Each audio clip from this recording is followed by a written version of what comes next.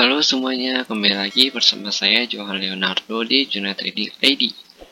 Jadi pada kesempatan video kali ini saya akan bahas kembali untuk update dari pergerakan XAUUSD atau Gold.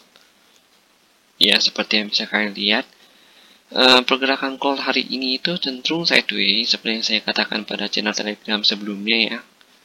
Bahwa dalam 2 hari ke depan itu si gold ini ataupun pair major yang berhubungan dengan USD itu akan cenderung sideways karena pada Jumat ini akan terjadi berita yang cukup besar atau ada berita yang cukup besar, yaitu NFP yang dimana selalu terjadi pada awal bulan minggu pertama ya.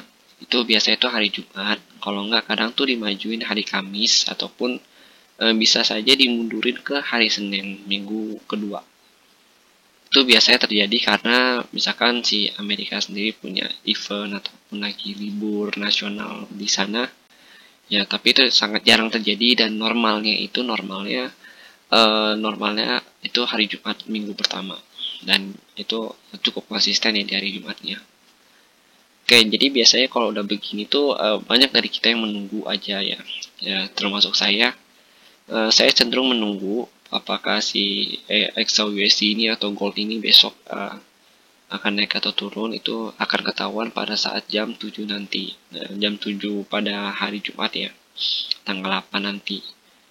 Jadi mungkin dalam 2 hari dari kemarin ya, saya belum ada trading gold sama sekali ya, paling saya hanya trading di EURUSD dan juga GBP USD doang. Dan untuk gold ini masih saya tunggu karena kan masih sideways, jadi pergerakannya itu belum cukup signifikan mau kemana geraknya. Oke, jadi kita masuk aja langsung ke time frame 4 jam. Di time frame 4 jam ini seperti biasa kita untuk melihat kecenderungan harga bergerak itu kemana. Kalau kita perhatikan memang dia sedang sideways di dalam range ini ya, range harga ini, yang dimana kalau kita buka analisanya ini nanti akan cukup berantakan. Jadinya kita bukanya nanti analisanya itu di time frame 1 jam dan juga 30 menit. Karena analisa di XAUUSD ini saya buat untuk time frame 30 menit ya, terutama karena 30 menit itu merupakan area konfirmasi untuk entry saya. Nah, di sini kita lihat di time frame 4 jam ini harga sideways semenjak kenaikan dari 29 September ya. Dia naik nih. Jadi dari mulai 30 September sampai dengan 7 Oktober itu udah sekitar 1 minggu ya.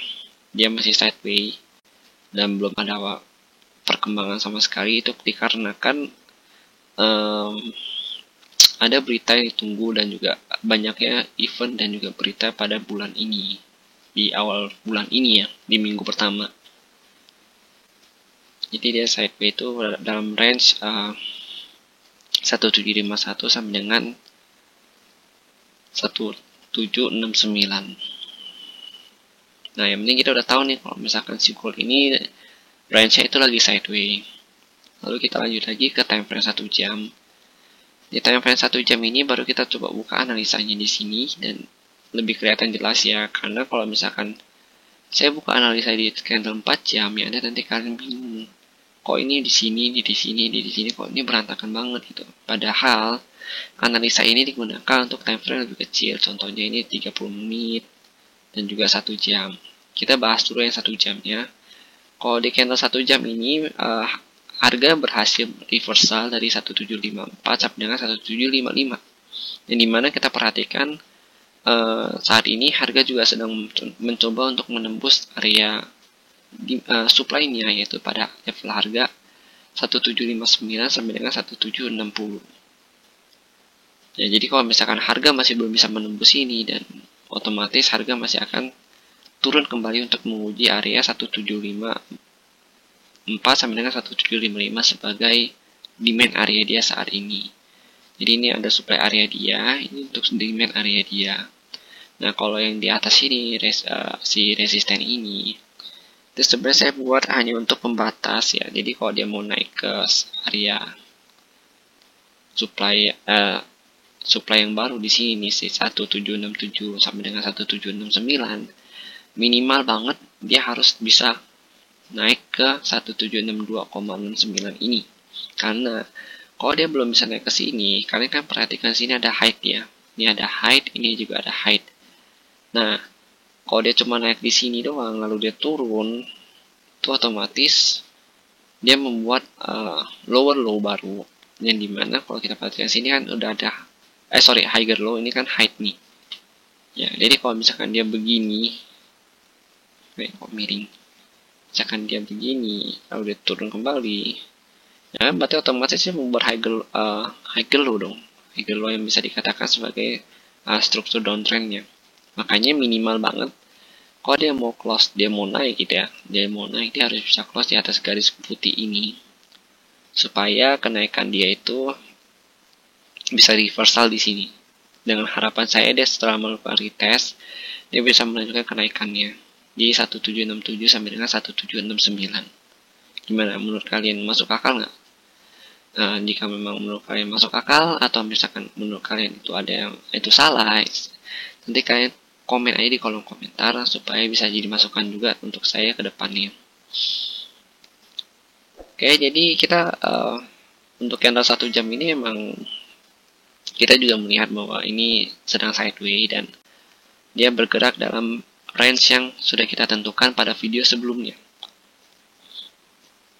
Kita masuk lagi ke candle 30 menit ya. Di candle 30 menit ini kita perhatikan juga di sini dia sedang terjadi rejection ya. Udah ada 1, 2, 3, 4. Jadi kalau candle ini tutup juga nih, ini kan 10 menit lagi tutup ya. Ini udah 23, 20 ya. 10 menit lagi tutup. Kalau misalkan dia tutup ya di bawah base ini, di bawah harga base 175 sampai dengan 1760, itu otomatis dia masih terjadi rejection. Berarti area supply di sini itu area cukup kuat untuk si gold ya. Oke.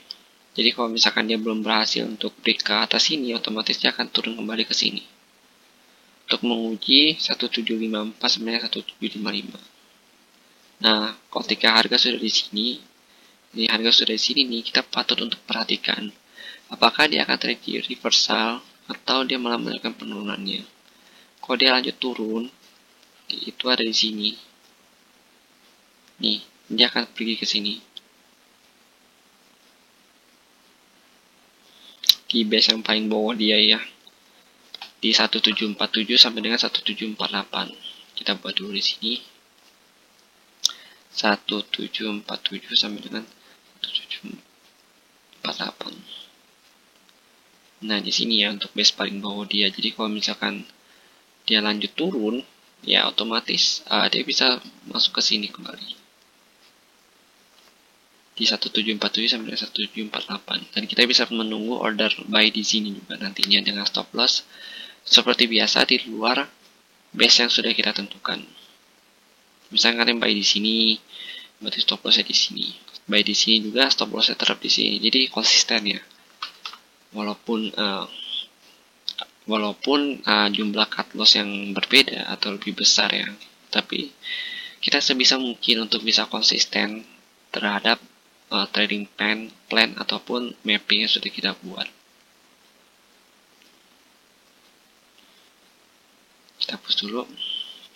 Jadi kalau mau entry itu pastikan ada candle konfirmasi, dan banyak juga dari kalian yang request untuk video entry konfirmasi. Jadi nanti akan coba saya buatkan videonya untuk minggu ini ya, untuk video edukasi dunia trading ID ya. Akan saya buatkan cara untuk entry yang tepat supaya kalian juga bisa entry ketika sudah ada momen yang tepat gitu.